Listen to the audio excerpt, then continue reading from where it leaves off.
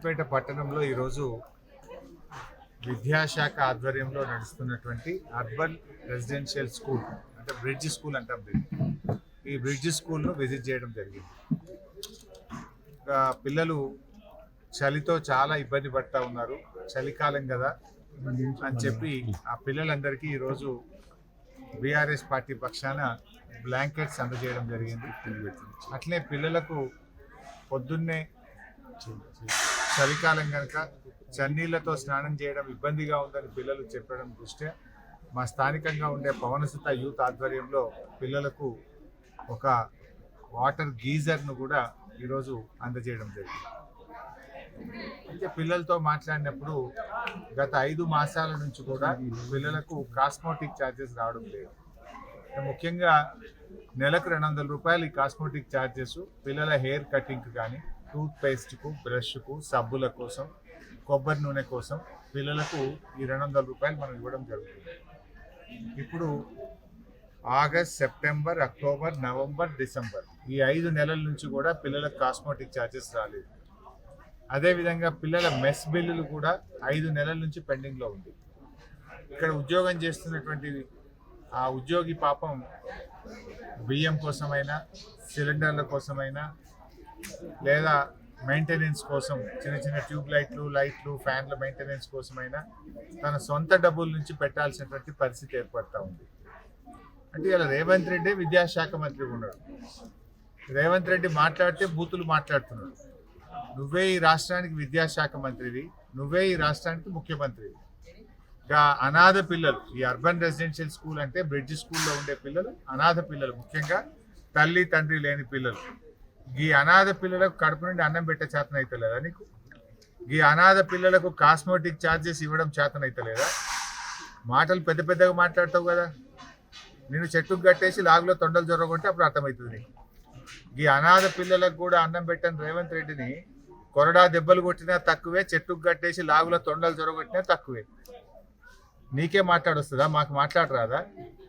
నిన్న కేసీఆర్ గారు వచ్చి మన రాష్ట్రానికి నీళ్ళలో అన్యాయం జరుగుతుందని, కేసీఆర్ గారు వచ్చి మహిళలకు మహాలక్ష్మి కింద 2500 ఇస్తా అన్నావు, ఇంకా ఎందుకు ఇవ్వలేదని, బాండ్ పేపర్ మీద రాసిచ్చి అవ్వాతాతలకు డిసెంబర్లోనే 4000 పెన్షన్ ఇస్తా అన్నావు.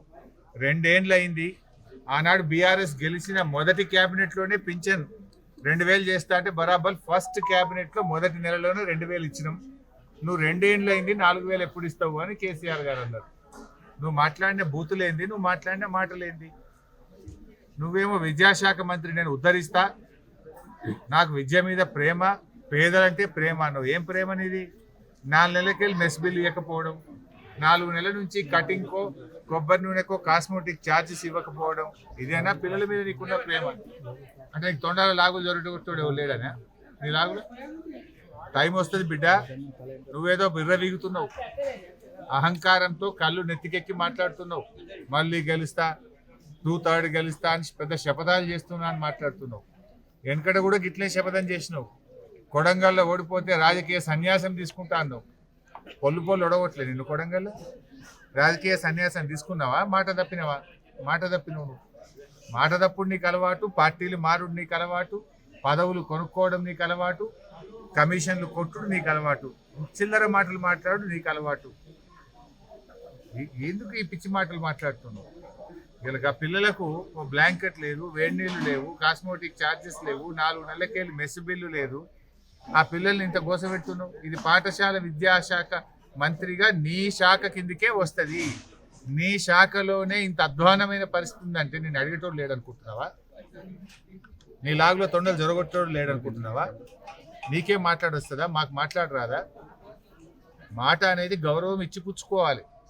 నువ్వు గౌరవం తప్పినప్పుడు, నువ్వు విలువలు లేకుండా మాట్లాడినప్పుడు ఎదుటి వాళ్ళు కూడా అదే పద్ధతిలో మాట్లాడవలసి వస్తుందనే విషయాన్ని గ్రహించి ఇప్పటికైనా తెలంగాణ తెచ్చిన పోరాట యోధుడు కేసీఆర్, తన ప్రాణాన్ని కూడా త్యాగం చేయడానికి సిద్ధపడ్డ నాయకుడు కేసీఆర్. ఎంపీ పదవిని, కేంద్ర మంత్రి పదవిని, రాష్ట్ర డిప్యూటీ స్పీకర్ పదవిని, ఎమ్మెల్యే పదవులను గడ్డిపోచలాగా వదిలి పోరాడి తెలంగాణ తెస్తే నువ్వు ముఖ్యమంత్రి అయ్యి. నువ్వు కేసీఆర్ లేకపోతే తెలంగాణ కట్టి, తెలంగాణ లేకపోతే నీ జీవితంలో నువ్వు ముఖ్యమంత్రి అవుతావా? ఎందుకు ఆ పిచ్చి మాటలు మాట్లాడుతున్నావు? వయసులో నీకు తండ్రి లాంటి వాడు, తండ్రి లాంటి కేసీఆర్ గారిని, తెలంగాణ తెచ్చిన కేసీఆర్ గారిని అటువంటి మాటలు మాట్లాడొచ్చునా? ఏ సందర్భంగా ఏం మాట్లాడాలో కూడా తెలియదా నీకు?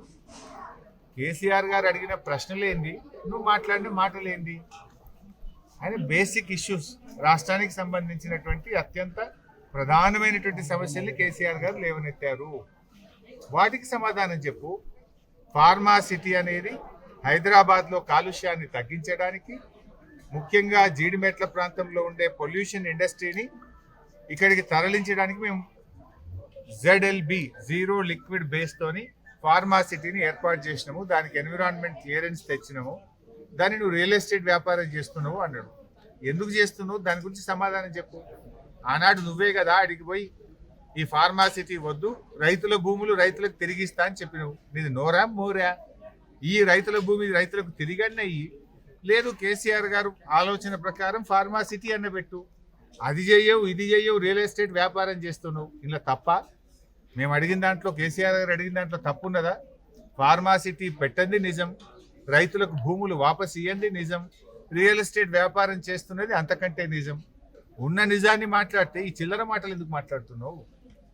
ఒక స్టేట్స్మెన్ లాగా, రాష్ట్ర సాధకుడిగా కేసీఆర్ మాట్లాడితే వీధి రౌడీలాగా నువ్వు మాట్లాడుతున్నావు, చిల్లర భాష మాట్లాడుతున్నావు. ప్రజలు నిన్ను ముఖ్యమంత్రిగా నీకు అవకాశం ఇచ్చింది ఈ చిల్లర మాటలు వినడానిక? చిల్లర మాటలు కాదు కదా. ఈ బడి పిల్లలకు బుక్కడి అన్నం పెట్టే తెలియలేదు నీకు? ఎప్పుడన్నా నువ్వు బడికి పోయి పిల్లలతో మాట్లాడితే కదా. ఇప్పుడు నేను ఈ పిల్లలు అనాథ పిల్లలు. ఇవాళ క్రిస్మస్ పండుగ రోజు ఈ అనాథ పిల్లల పరిస్థితి ఏంటి? ఆ పిల్లలతో కలిసి భోజనం చేద్దామని నేను ఇక్కడికి వచ్చాను.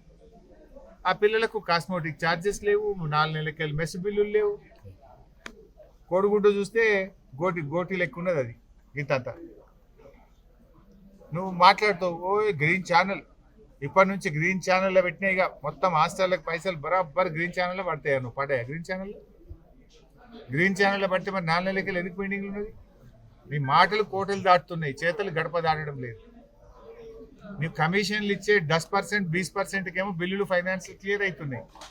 SC, ST, BC పిల్లల బిల్లులు ఏమో క్లియర్గా, ఎందుకంటే పిల్లలు కమిషన్లు ఇయ్యరనే కదా నీకు 20% కమిషన్ రాదు కదా. పిల్లలకు కాస్మోటిక్ ఛార్జెస్ ఇస్తే కమిషన్లు ఇచ్చేటోళ్ళకేమో బిల్లులు ఇస్తారు, కాస్మోటిక్ ఛార్జెస్. ఈ పిల్లలు కమిషన్లు ఇయ్యలేరు కనుక వీళ్ళ బిల్లులు పడాయా? కమిషన్ల రాజ్యమేనండి. నువ్వే చెప్పినావు కదా పోయినసారి, మేము హాస్టల్ల బాట బట్టి, గురుకులాల బాట బట్టి పిల్లల ఇబ్బందులను మీ ప్రభుత్వం దృష్టికి తెస్తే నువ్వేం మాట్లాడినావు? లేలే ఇప్పటి నుంచి అంతా గ్రీన్ ఛానల్, పైసలు పడకపోతే తోడకలు తీస్తాను. ఇప్పుడు ఎవరి తోలు తీయాలి? నీ తోడకలు తీయాలి. ఇప్పుడు నువ్వు చెప్పుడు పైకి చెప్తున్నట్టు లోపలికి వెళ్ళి ఇత్తలేనట్టు. ఇప్పుడు ఎవరి తోలు తీయాలి, ఎవరి తోడకలు తీయాలి అడుగుతున్నా రేవంత్ రెడ్డిని. నువ్వే కదా విద్యాశాఖ మంత్రి, నువ్వే కదా ఫెయిల్యూర్ ముఖ్యమంత్రివి. మరి ఎవరి తోలు తీయాలి, ఎవరి తోడకలు తీయాలని అడుగుతా ఉన్నా. చిల్లర మాటలు మాను. ఇప్పటికైనా SC, ST, BC హాస్టళ్లు, గురుకుల పాఠశాలలు, కస్తూర్బా స్కూల్స్ పెండింగ్ మెస్ బిల్లులు, కాస్మోటిక్ ఛార్జెస్ తక్షణమే విడుదల చేయాలని డిమాండ్ చేస్తారు. Local to global news at your fingertips. మీ చేతిలో ఒక ఆయుధం. Download Raa TV app. Media legend Ravi Prakash is back.